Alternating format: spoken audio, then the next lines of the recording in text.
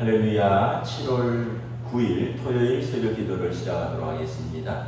사도신경으로 우리의 신앙을 고백하시겠습니다. 나는 전능하신 아버지 하나님 천지의 창조주를 믿습니다. 나는 그의 유일하신 아들 우리 주 예수 그리스도를 믿습니다.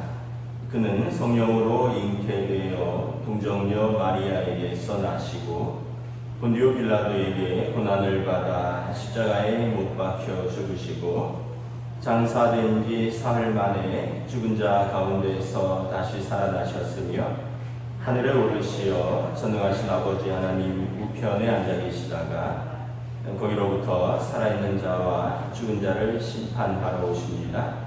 나는 성령을 믿으며 거룩한 공교회와 성도의 교제와 죄를 용서받는 것과 몸의 부활과 영생을 믿습니다. 아멘. 찬송가 620장 찬양하시겠습니다. 찬송가 620장입니다.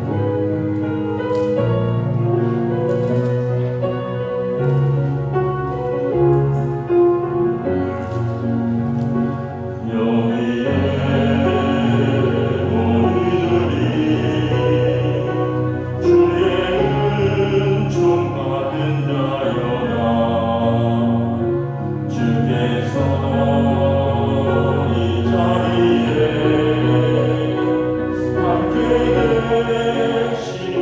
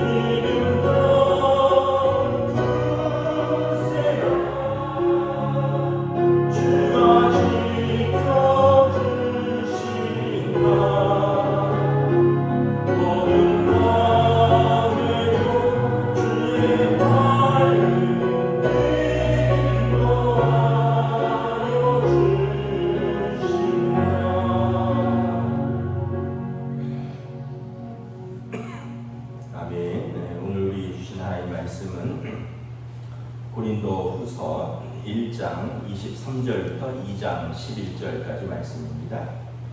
고린도 후서 1장 23절에서 2장 11절까지 말씀입니다.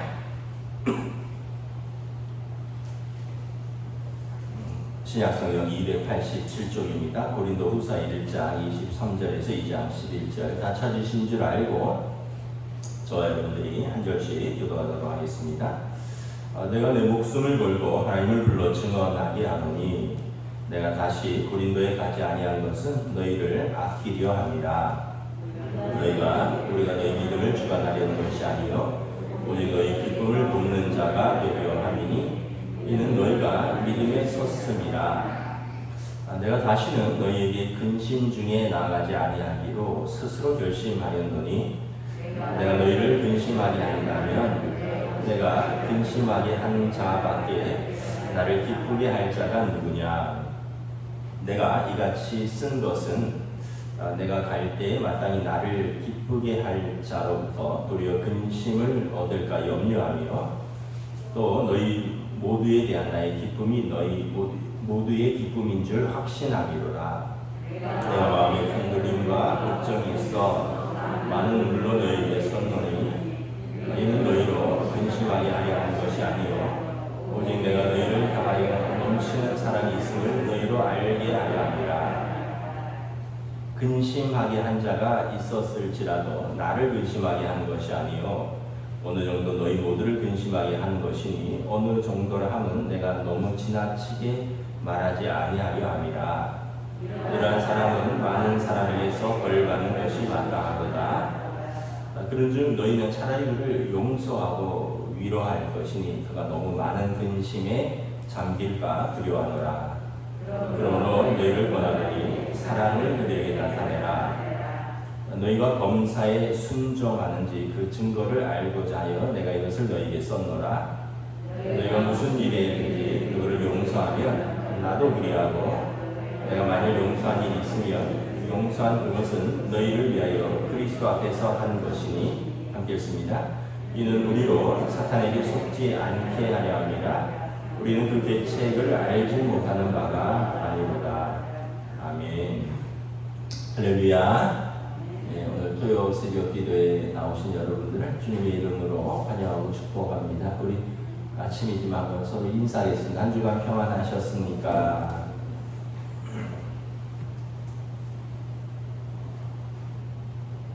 네, 우리 새벽마다 고린도서 또 시편 말씀을 보다가 이제 고린도 후서 말씀을 보고 있습니다.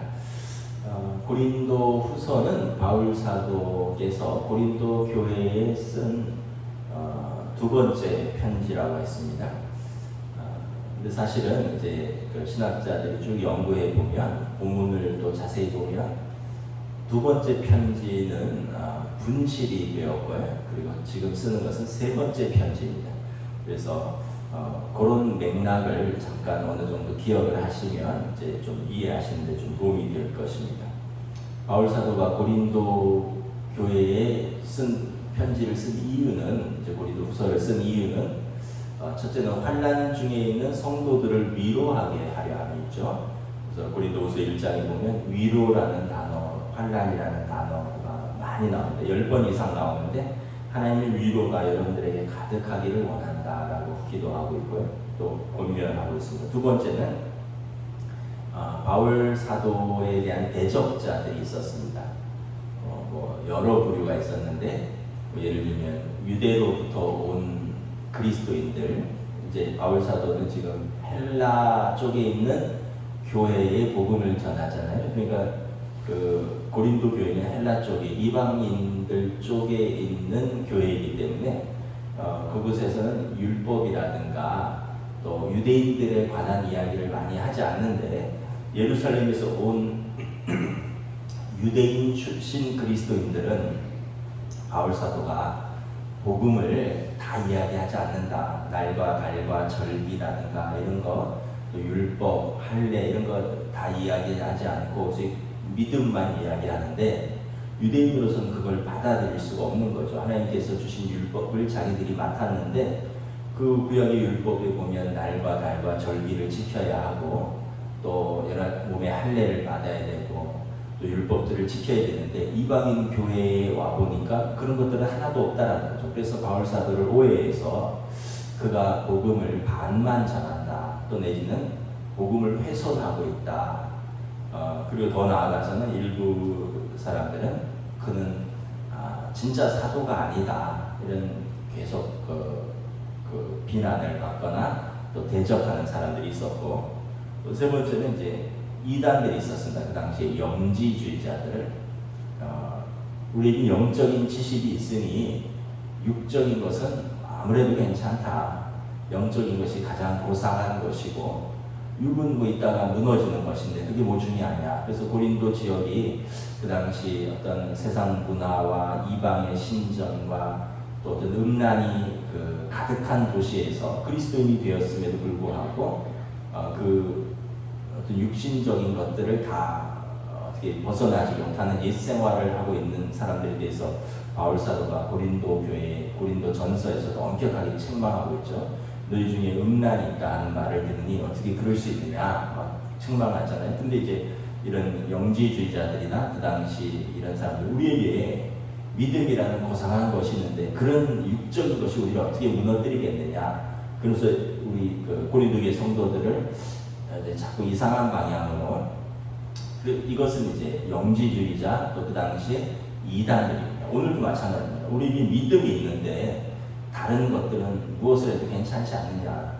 우리가 이미 믿음으로 구원을 받았는데, 그러면서 우리로 하여금 다시 죄 가운데로 들어가게 하려는 것은 믿음 만능주의, 또 더 나아가서 보네포 목사님이 말씀하신 대로 싸구려 믿음, 예수님이 십자가의 보혈을 값싸게 만드는 것이다 라는 것입니다. 그래서 이런 모든 것으로부터 고린도 교회를 지키기 위해서 편지를 쓴 것입니다. 그래서 환난 중에 있는 성도들을 위로하고 바울의 대적자들에게 자신을 변호하고 사도권을 변호하고 또 거짓 교사들로부터 교회를 지키려고 하는, 그러면서 고린도후서 1장 어제 본문 또 오늘 본문이 좀 연결이 되는데, 바울을 대적하는 사람들이 바울 사도에 대해서 그가 말과 행실이 좀 믿을만하지 못하다, 온다고 했으면 와야지 오지 못하고 있지 않느냐. 그러니까 고린도 교회를 개척하고 지금 에베소에 가 있는데 무려 1년 6개월 동안 고린도에서 수고를 하고 고린도 교회를 세우고 에베소에 가 있는데, 바울 사도가 에베소에서 고린도 교회를 들르고 싶은 마음이 간절한데 여러 가지 상황이 있었다는 거죠. 첫째는 이제 에베소에서 바울 사도와 실라, 디모데 그런 일행들이 어떤 그 에베소에서의 자신들의 환란, 자신들의 상황이 되지 못해서 가지 못하는 것도 있고, 두 번째는 오늘, 그것은 어제의 말씀을 드렸고요. 오늘 말씀은 내가 가면 교회 안에서 분란을 일으킨 사람들을 징계해야 되는데 그것이 내가 마음이 편치 않다는 겁니다. 그래서 지금 그 얘기를 하는 것입니다.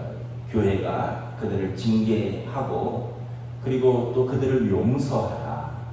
여러분들이 징계하면 내가 징계한 것이요, 여러분들이 용서하면 내가 사도인 내가 용서하는 것이다. 지금 오늘은 어제는 이제 왜 못 갔는지에 대한 이야기를 하고, 오늘은 이제 교회 내부에 관한 이야기를 하는 것입니다. 23절, 24절 한번 다시 한번 들어가겠습니다. 시작. 내가 내 목숨을 걸고 하나님을 불러 증언하시게 하노니 내가 다시 고린도에 가지 아니하는 것은 너희를 아끼려 함이라. 우리가 너희 믿음을 주관하려는 것이 아니요 오직 너희 기쁨을 돕는 자가 되려 함이니 이는 너희가 믿음에 섰음이라. 우리 2장 1절까지 함께 있습니다. 내가 다시는 너희에게 근심 중에 나아가지 아니하기로 스스로 결심하였으니. 바울 사도가 고린도 교회에 여러 가지 어지러운 소식들을 들었죠. 그래서 바울 사도의 마음에 어떤 마음의 근심 또 슬픔이 있었습니다. 그래서 다시 간다면 그 교회를 바로 잡아야 되지 않겠습니까? 고린도 전서에 보면 교회가 4개 파로 쪼개진 것도 있고, 또 고린도 전서에 보면 음란한 자들이 교회 안에 있다. 심지어 돌아가신 아버지의 첩을 취하였다는 그러한 사람들도 있다. 뭐 그거부터 시작해서 또 바울에 대한 대적자들, 그래서 바울 사도가 가면 너희 2절에 보면 내가 너희 죄 때문에 너희를 책망하고 근심하게 해야 되는데 사실은 이 책망과 근심은 회개를 이끌어내기 때문에 올바른 책망과 또 올바른 근심이지만 더불어서 나에게는 이것이 큰 어떤 슬픔이기도 한다는 것입니다. 그래서 내가 다시 고린도에 가지 아니하면서 너희를 아끼려 함이라. 내가 너희 중에 근심 가운데 나아가지 아니하기를 원한다 하는 것입니다. 그래서 2절에 보면 내가 너희를 근심하게 한다면 내가 근심하게 한 자밖에 나를 기쁘게 할 자가 누구냐. 그러니까 고린도 교회를 가서 고린도 교회를 문제를 바로잡고 징계하고 책망하고 이러다 보면 그들이 근심할 것 아니에요. 그러면 나를 기쁘게 해야 할 여러분들로 인하여 여러분들이 근심하게 한다면 나도 근심하게 되니 그래서 내가 지금 고린도 교회에 가는 것을 지금 유보 중이다라는 것입니다. 3절 4절 한번 읽도록 하겠습니다. 내가 이같이 쓴 것은 내가 갈 때에 마땅히 나를 기쁘게 할 자로부터 도리어 근심을 얻을까 염려하며 또 너희 모두에 대한 나의 기쁨이 너희 모두의 기쁨인 줄 확신하노라. 내가 마음에 큰 눌림과 걱정이 있어 많은 눈물로 너희에게 썼노니 이는 너희로 근심하게 하려 하는 것이 아니요 오직 내가 너희를 향하여 넘치는 사랑이 있음을 너희로 알게 하려 함이라. 그래서 좀 성경을 이렇게 해석을 해보면 바울 사도가 갈 때 마땅히 나를 기쁘게 할 자 성도들이죠 고린도에. 근데 여러분들의 그 교회 안에 문제로 인해서 사도인 내가 근심을 할 것이고 사도가 가서 교회를 또 바로 세우기 위해서 그들을 책망하고 징계하면서 그들을 근심하게 하고 그래서 우리 모두가 기쁨이 되어야 되는데 우리 모두가 내가 방문함으로 인해서 여러 가지 문제들의 근심에 휩싸이게 된다면 내가 지금 가지 않는 것이 좋겠다는 것입니다. 그래서 4절에 내가 마음에 큰 눌림과 걱정과 많은 눈물로 너에게 썼노니 그래서 지금은 먼저 편지로 쓰는 것입니다. 근데 이 편지는 사실은 분실되었습니다. 이 편지는 4절에 말하는 이 눈물의 편지는 분실되었고 고린도 후서는 3번째 편지입니다. 이미 그 고린도 교회에 대한 걱정과 염려와 또 그 문제들로 인해서 많은 눌림과 걱정과 눈물로 그들에게 편지를 썼다는 것입니다. 그래서 그 편지를 받은 고린도 교회 성도들이 바울 사도가 이렇게 마음이 그렇구나라는 걸 하면서 그들도 근심하였다는 것입니다. 그런데 내가 여러분들에게 편지를 쓴 것은 근심하게 함이 아니라 오직 여러분들을 향하여 넘치는 사랑이 있음을 너희로 알게 하려 합니다.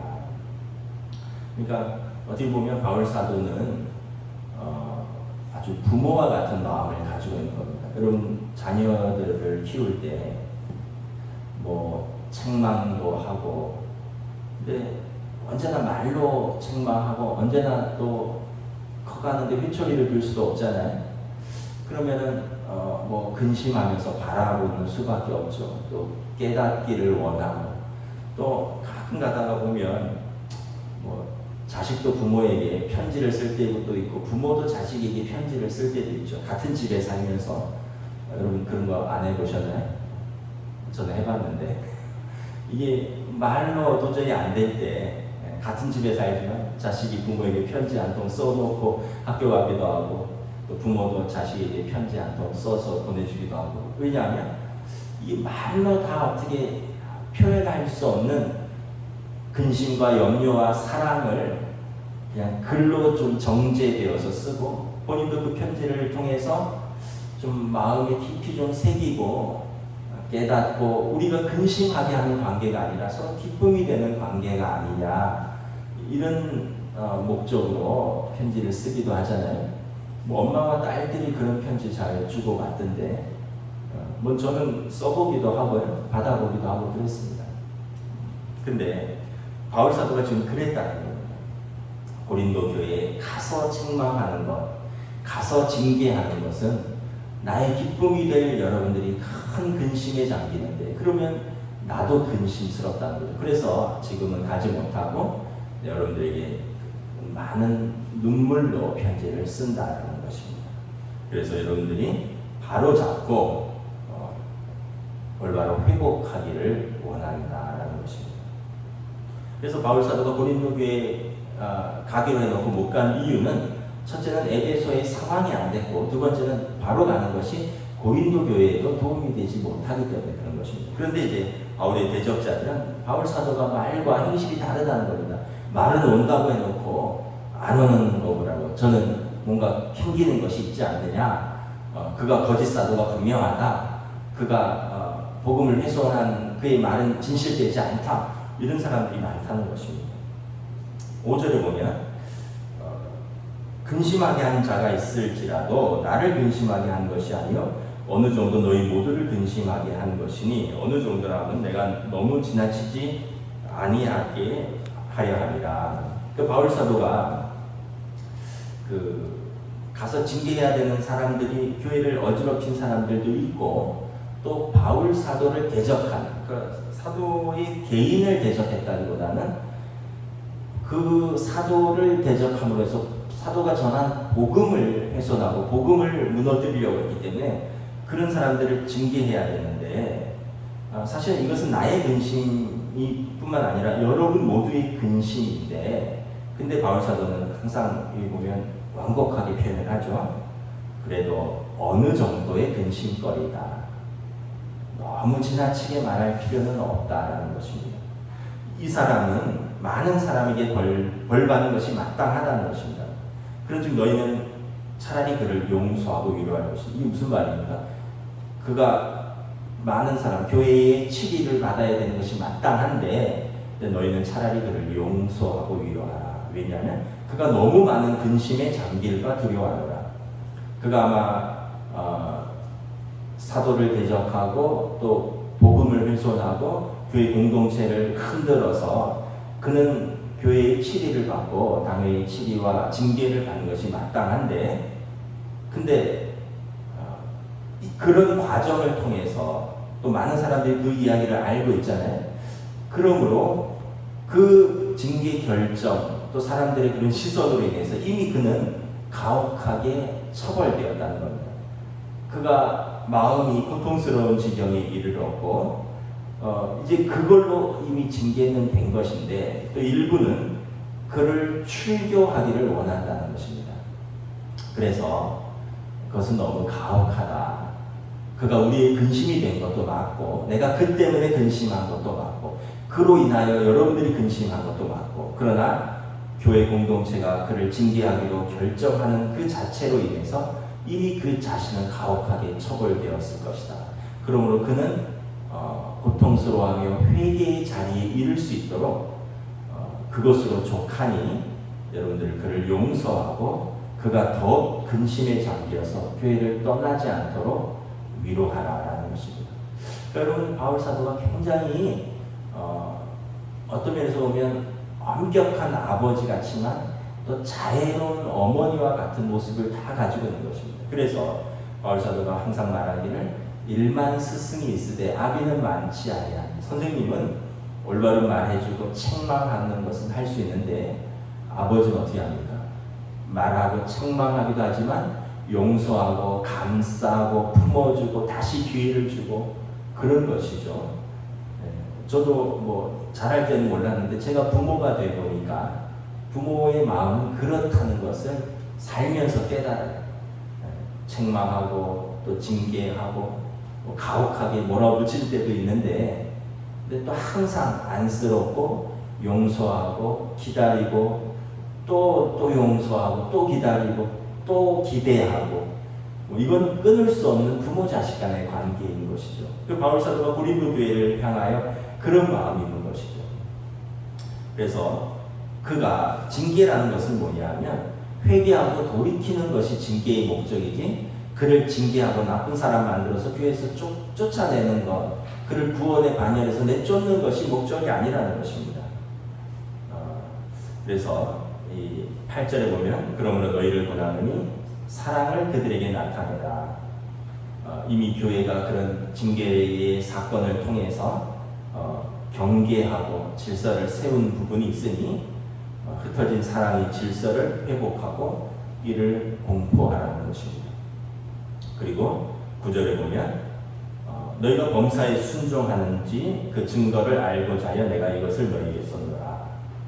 여러분들이 나의 그 용서와 관용의 말을 순종하시오. 계속 감정이 남아있으면 난 죽어도 용서를 못한다. 이 사람은 교회를, 공동체를 해롭게 한 사람이다.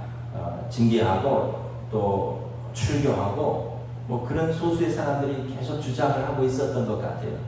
그러나 바울 사도는 여러분들을 권면하니 그들에게 사랑을 나타나고, 그리고 여러분들이 부디 부모와 같은 사도의 이 권면에 순종하기를 원합니다.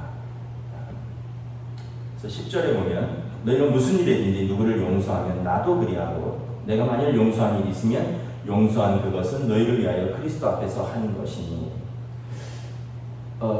어떤 교회의 그 사건에 대해서 용서의 문제는 바울 자신이 용서하는 것이 아니라 고린도 교회가 용서하면 바울이 용서하는 것이고, 또 사도인 바울이 용서하라고 권면하는 것은 또 교회 공동체가 받아들이고 용서하면 그 자체로서 그러니까 사도와 교회는 일체라는 것입니다. 그래서 바울 사도를 대적한 그 사람을 바울 사도가 용서할 필요가 없다는 거예요. 교회가 이미 징계도 했고 이미 용서를 하면 이미 나도 용서한 것입니다. 그래서 여러분, 예수님께서 마태복음 16장에서 교회에 권세를 주셨습니다. 너희가 땅에서 매면 하늘에서도 매일 것이요 너희가 땅에서 풀면 하늘에서도 풀리리라. 여러분, 성도의 권세입니다. 우리가 하나님 앞에서 기도로 매면 매일 것이요 우리가 기도로 풀면 하늘에서도 풀리리라. 11절에 보면 계속 용서하지 못하고 그것을 가지고 있으면 어떻게 된다고요? 이것은 사단의 괴계에 사로잡혀서 우리의 짐이 너무 무거워진다는 겁니다. 11절 함께 읽도록 하겠습니다. 시작. 이는 우리로 사탄에게 속지 않게 하려 하느니 우리는 그 계책을 알지 못하는 바가 아니로라. 사단의 괴계는 무엇입니까? 우리의 죄짐을 무겁게 하는 것이죠. 우리의 죄를 끊임없이 고소해서 우리의 죄의식을 무겁게 하고, 그래서 우리의 믿음을 무너뜨리는 것이 사단의 괴계인 것입니다. 공동체 안에서도 마찬가지입니다. 죄의식에 깊이 사로잡히면 물론 이 죄를 깊이 인식해야지 회개로 나갈 수 있지만, 깊은 죄의식에서 계속 정죄만 있다면 죄의식에 잠긴 자를 지나치게 무겁게 하고 낙심시키고, 그래서 이 낙심하고 지나친 그 무거운 짐으로 인하여 믿음을 떠날 수 있다는 것입니다. 이것은 사단의 괴계입니다라는 것입니다. 그래서 이미 죄를 깨달은 성도를 용서하지 않고 냉담히 대하는 것은 이는 사단의 괴계에 빠진 것이요 교회의 사랑의 정신은 아니다라는 것입니다. 교회의 징계는 회개하고 돌이키게 하기 위한 것이지 책망하고 떠나게 하는 것이 아니다라는 것입니다. 물론 바울 사도가 다른 복음에 대해서는 가차가 없습니다. 복음에 대한 진리에 대해서는 가차가 없어요. 근데 사람에 대해서 자신을 대적한다거나 아니면 그런 것에 대해서는 언제든지 용서할 수 있고 또는 본보기로 책망도 할 수 있다는 것입니다.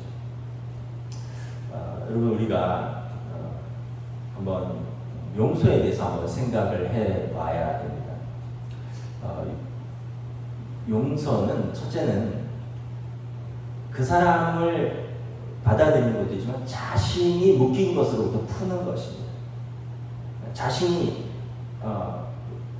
어떤 상처와 나에게 상처를 준 그 사람에게 주목하고 있다는 거예요. 근데 용서를 한다는 것은 나에게 은혜를 주시는 하나님께 주목하고 있다는 거예요. 근데 용서가 안 된다는 것은 나에게 상처를 준 그 사건, 나에게 상처를 준 그 사람에게 주목하고 있는 거죠. 그러니까 우리의 죄와 우리의 상처를 덮는 하나님의 은혜에 주목해야지, 상처를 주는 사건과 그 사람에 주목하면 우리에게 은혜가 안 된다는 거죠. 그래서 용서를 통해서 먼저 내가 자유케 되는 것입니다. 내가 묶인 것에서 풀려나는 것입니다. 두 번째는 용서를 통해서 그에게 기회를 주는 것입니다. 오늘 말씀에서도 나왔지만 성도가 또 고린도 교회에서 사도를 대적하고 교회 공동체를 어지럽히는데 거기에 대해서 교회가 징계를 했지만 그 징계는 교회를 바로잡기 위한 것이고 그 사람을 회개케 위한 것이지 그를 쫓아내고 그래서 그로 하여금 크게 낙심하고 믿음을 아예 떠나게 하는 것이 징계의 목적이 아니라는 것입니다. 여러분 자녀들을 징계하잖아요. 부모로서 징계할 때 그 자녀가 집을 나가게 하는 것이 목적입니까? 아니죠.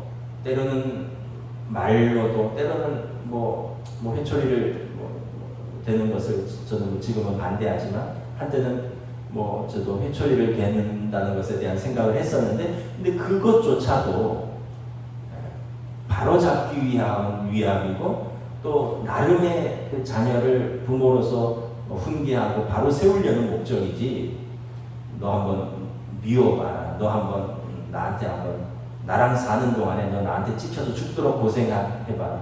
그러면서 떠나게 하자는 것이 아니잖아요. 교회도 마찬가지라는 거죠. 그래서 용서는 먼저는 자신이 묶이고 매인 것으로부터 은혜에 집중하여 자유케 하는 것이고 두 번째는 상대를 그리스도의 은혜로 바로잡는 것입니다. 또 세 번째는 용서라는 것은 그 사람의 상황을 또한 이해하는 계기가 되기도 합니다. 우리가 전혀 그 사람의 상황을 이해를 못하면 아니 왜 저 사람은 나한테 저런 말을 하지? 아니 왜 저 사람은 교회에서 저렇게 행동하지?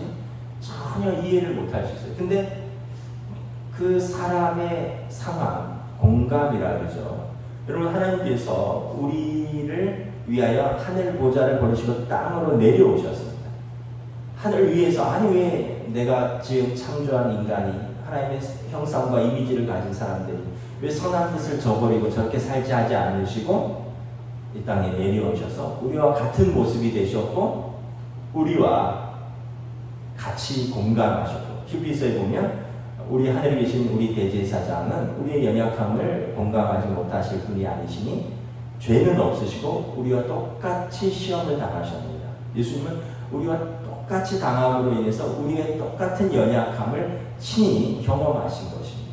그래서 우리를 더 사랑하실 수 있고 우리를 위하여 죽으실 수 있는 것입니다. 하늘 보좌 위에서 고상하게 우리를 왜 저 사람 저러지 이러지 않으셨다는 거예요. 오셔서 같은 자리에 내려오셔서 같이 먹고 마시고 같은 고민하고 같이 상처받고 그러면서 이 사람들을 위해서 죽기까지 하나님의 뜻에 순종하셨다는 것입니다.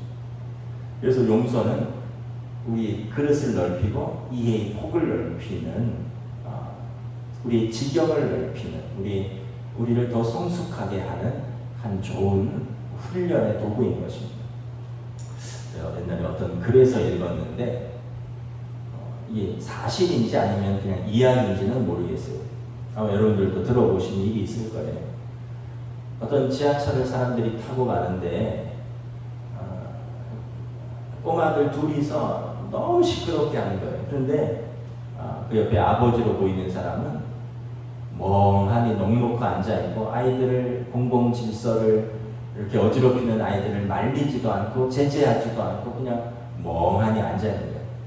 그래서 옆에 있던 사람들이 하도 보다 못해서 애들이야 철부지니까 아버지를 나무랬어요. 아니 아이들이 저렇게 이렇게 정신없이 지하철에서 뛰놀고 떠들면 아빠가 제재를 해야지 어떻게 아빠 된 사람이 가만히 보고만 있을 수 있습니까? 했더니 아빠가 뭐라 그랬냐면 미안합니다. 오늘 아이들이 엄마를 잃었습니다. 지금 아이 엄마의 장례식에 다녀오는 길입니다. 글쎄 이것이 어떤 이야기인지 실화인지는 모르겠는데 어떤 글에서 읽었어요. 그러니까 그 사람의 입장에서는 지금 아이들은 엄마를 잃은 거예요. 아내를 잃는 거예요. 그 장례식에 다녀오면서 넋이 나간 상태이고 아이들에 대한 불쌍함 그런 상황에서 전혀 어떤 좀 그런 상황이고 근데 그 이야기를 듣지 않았을 때는 아니 무슨 아빠가 돼서 아이들을 저렇게 방치하나. 근데 그 이야기를 듣고 나면 아이들이 불쌍해지고 치근해지고 아빠의 마음이 이해가 되고 또 그런 것이죠. 그래서 여러분 예수님께서 말씀하셨죠. 라멕을 위하여는 가인의 후예죠. 라멕이 살인자죠. 라멕을 위하여는 벌이 77배 입질때 예수님은 뭐라 그랬습니까? 너희의 죄 지은 자를 향하여 70번씩 7번이라도 용서하라. 베드로가 몇 번 용서하는 것이 좋습니까? 3번, 7번 이렇게 기대를 했을 텐데 70번씩 7번이라도 용서하라. 구약 성경의 그 복수법을 예수님은 화해와 용서법으로 70번씩 7번, 라멕을 위하여는 벌이 77배를 때인데 예수님은 70번씩 7번 용서하라. 그래서 여러분 똑같습니다. 집에서도 그렇고 여러분 직장에서도 동료 간에서도 그렇고 교회 안에서 성도들과의 관계에서도 그렇습니다. 집에서도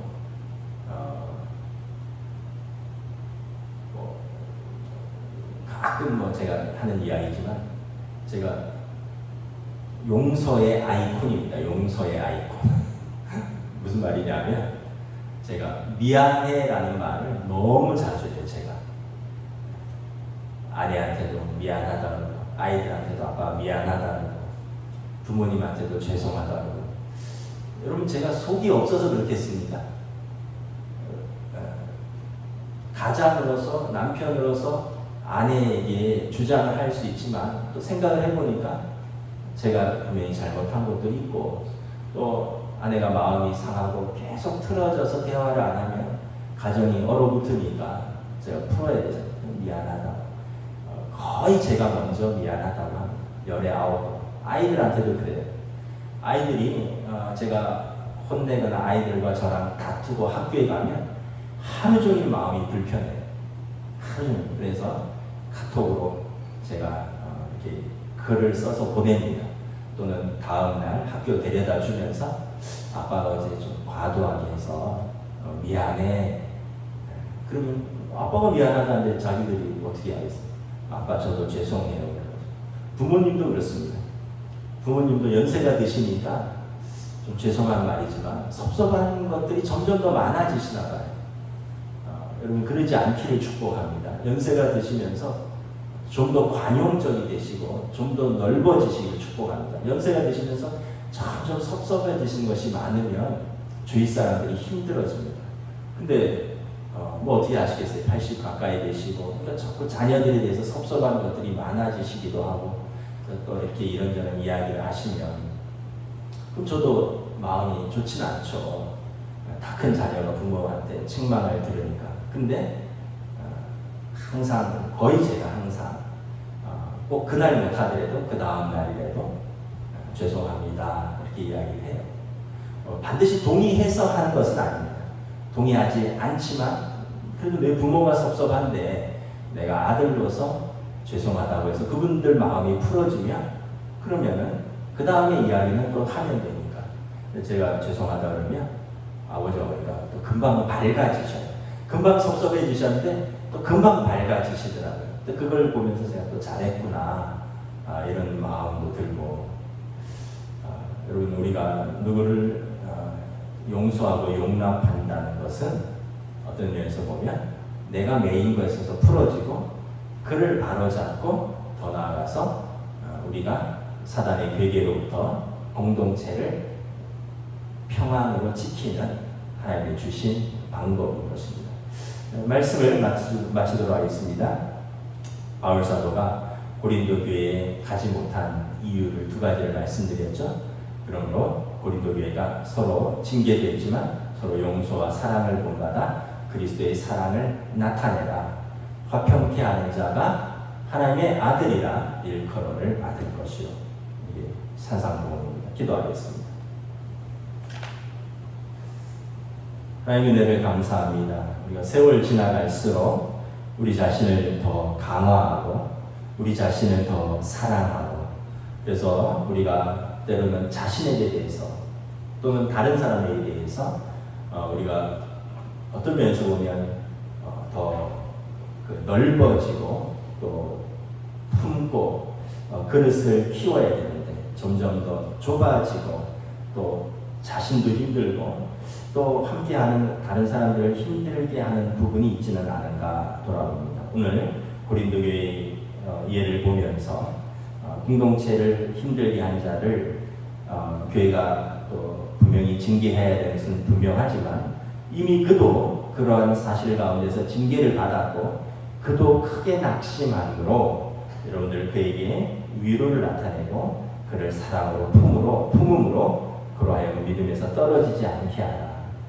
바울 사도의 아버지와 같은 마음, 부모와 같은 마음으로 성도를 대하고 교회를 대하는 모습들을 바라봅니다.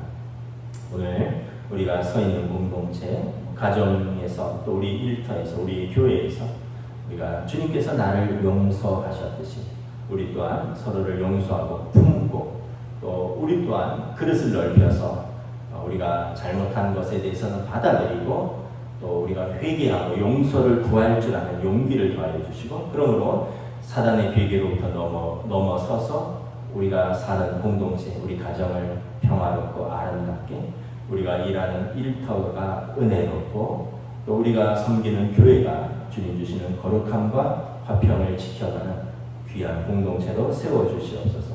화평케 하는 자는 복이 있나니 그가 하나님의 아들이라 일컬음을 받을 것이요. 우리 주님의 말씀처럼 우리가 주님의 우리를 사랑하시고 용서하신 것처럼 우리도 우리가 서 있는 곳에서 화평케 하는 자로 사용하여 주시옵소서. 감사를 드리오며 우리 주 예수 그리스도 이름으로 기도드리옵나이다. 아멘. 하늘에 계신 우리 아버지의 이름을 거룩하게 하시며 아버지의 나라가 오게 하시며 아버지의 뜻이 하늘에서와 같이 땅에서도 이루어지게 하소서. 오늘 우리에게 필요한 양식을 주시고 우리가 우리에게 잘못한 사람을 용서하여 준 것 같이 우리 죄를 용서하여 주시고 우리를 시험에 빠지지 않게 하시고 악에서 구하소서. 나라와 권능과 영광이 영원히 아버지의 것입니다. 아멘.